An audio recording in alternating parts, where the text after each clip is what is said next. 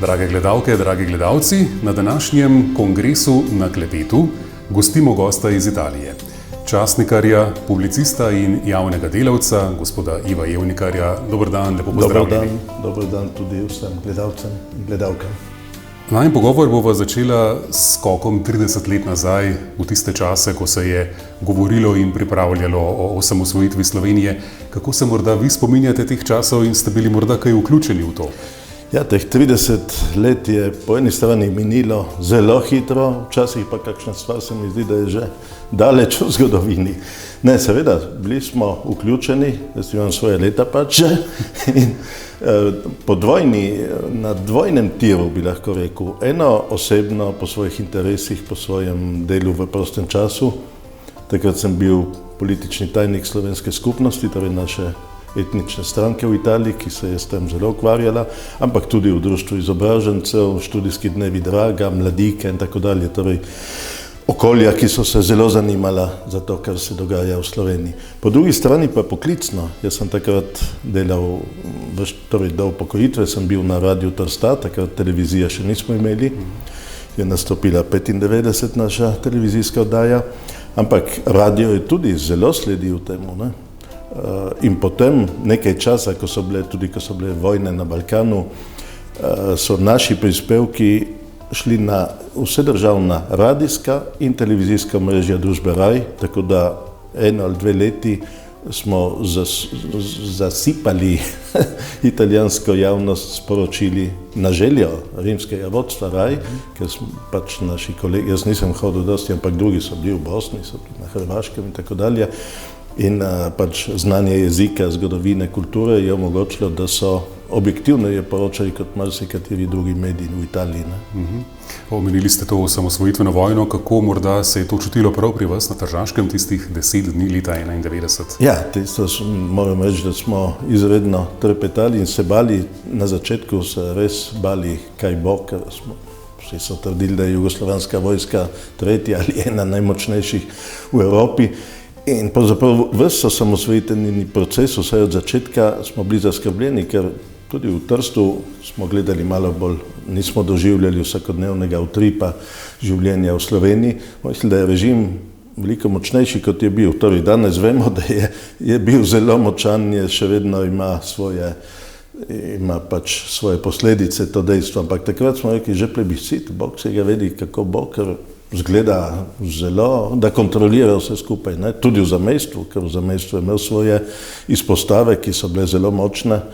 In tako da 10-dnevna vojna je bila pa izredno nas je prizadela in moramo reči, da takrat od začetka del manjšine ni sprejemal ne demokratizacije, ker je bil navezan na samoupravljanje, marksizem, komunizem in tako dalje, iz različnih zgodovinskih razlogov. In še manj pa je bilo takih, ki bi bili navdušeni nad neodvisnostjo. So bili navezani na Jugoslavijo že pred vojno. Vemo, da tigrovci so umirali s krikom Bog živi Jugoslavijo, ne? Zakaj? Vemo zakaj, ker je pač preganjena manjšina videla v Jugoslaviji večjo, močnejšo državo, ki jih bo ščitila in podobno, ne? In torej tudi v tistih letih slovenske pomladi in potem osamosvajanja, razglasitve neodvisnosti in tako dalje, je še vedno bil del manjšine, ki je bil dokaj skeptičen, ampak po napadu armade mislim, da so odpadli vsi pomisleki in samo nekateri posamezniki so ustrajali v teh svojih pogledih. Danes seveda se najdejo ljudje, ki so nostalgiki, kot so v Sloveniji, ker so bili takrat mladi in so mislili, da je bilo vse lepše, ne? Ampak objektivno danes mislim, ni več problem to. Kaj pa je pomenilo to, da je Slovenija postala mednarodno priznana država, potem čez nekaj časa, potem tudi bila sprejeta v Organizacijo združenih narodov, v NATO, članica Evropske unije? To so bile same točke, ko smo se veselili, radostili in moram reči, da je to zelo vplivalo tudi na odnose med Italijani in Slovenci, ne samo med Italijo in Slovenijo, ampak prav tudi v mestu, v Trstu, v Gorici, v Benečiji, so tisti stari predsodki začeli počasi sicer, ampak so začeli plahneti, ne? Tako da odkar ni bilo več komunizma, ni bilo več Jugoslavije, so jih prikazovali kot neka strašila, ne? So se začeli odnosi umirjati in moram reči, da so se zelo izboljšali v teh 30 letih. Čeprav so vedno možne tudi povratek nazaj je vedno možen, nas nekateri opozarjajo, gledajte, pod skorjo se skriva še marsikaj, ampak mi smo zadovoljni, da se je vsaj to spremenilo. Ja. Zdaj me zanima en tak osebni pogled na Slovenijo takrat, leta recimo 91 in pa zdaj v tem času.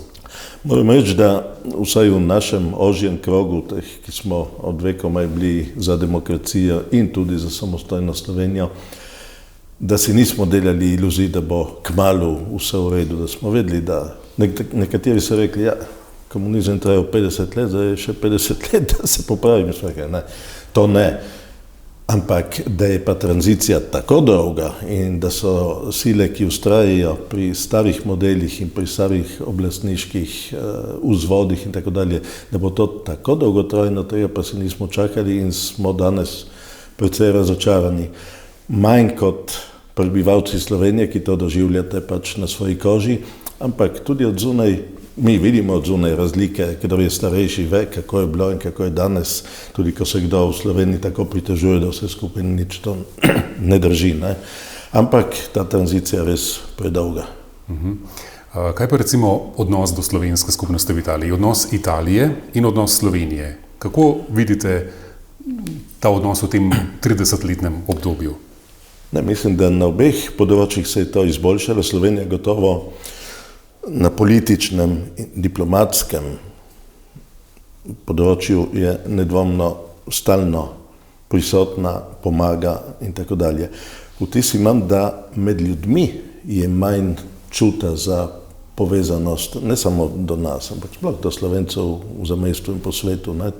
Ta skupni slovenski prostor, ki so včasih zelo poudarjali in ki ni bil vedno iskren, ampak med ljudmi se bojim, da ni tako občuten, kot je bil nekoč. Mogoče to je pač sprememba generacij, ampak mediji in šolstvo predvsem bi po mojem lahko odigravali boljšo, krepkejšo vlogo. Ne?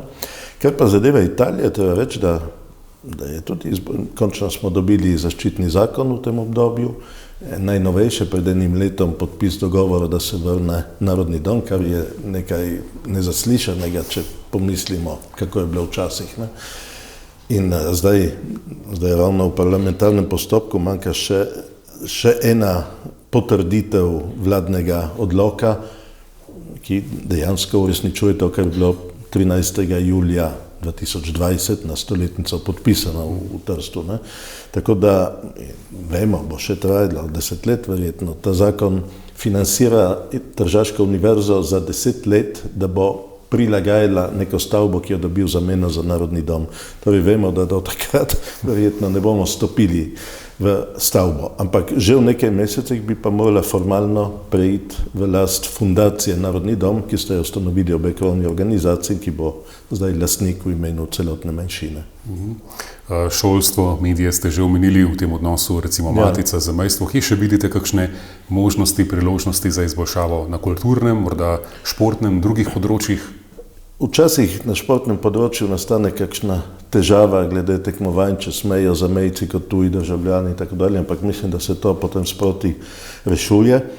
Na gospodarskem področju seveda, to je treba priznati, da bivša Jugoslavija je glede tega bila veliko bolj pozorna, tudi iz lastnih interesov, zaradi deviz in tako dalje, ampak takrat so nastale neke tovarne v Benečiji, ki so potem vse propadle, te izmenjave med Trstom in Gorico, seveda moramo upoštevati, da je bil takrat tržaški račun, da so bile razne tudi zakonski okviri so bili drugačni. Ampak moramo se zavedati, da brez krepitve zlasti v Videmski pokrajini, torej pokrajine so v Kindi, ampak Slovenci v Benečiji, v Rezi, Kanalski dolini potrebujejo neko tudi gospodarsko pomoč, ne v Boga ime, ampak možnosti, da razvijajo svojo prisotnost. Drugače bodo emigrirali čisto vsi, jih je že 80%. Ne? Eno drugo tako področje je cirku. Ne?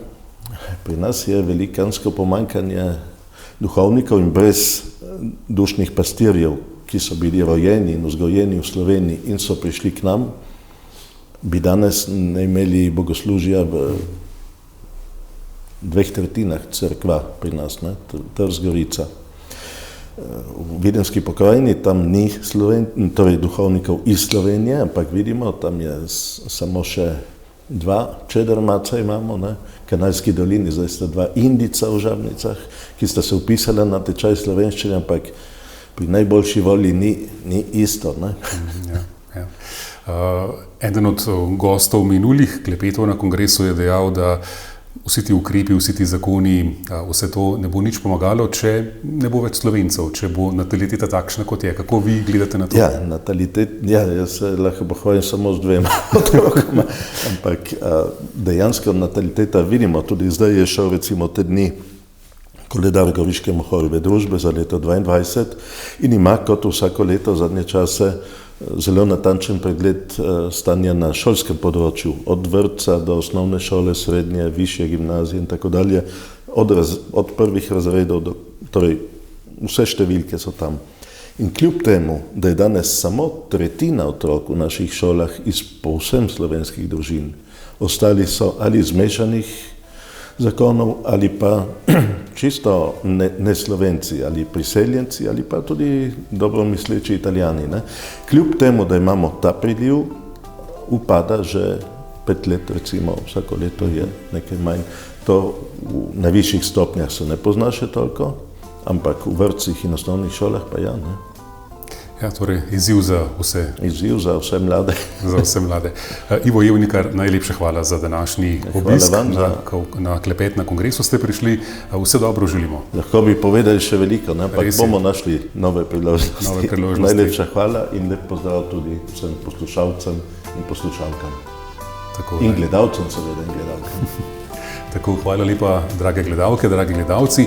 Z nami je bil Ivo Jevnikar, časnikar, javni delavec in publicist iz Trsta. Hvala za spremljanje današnjega kongresa na klepetu in pridružite se nam znova naslednjič.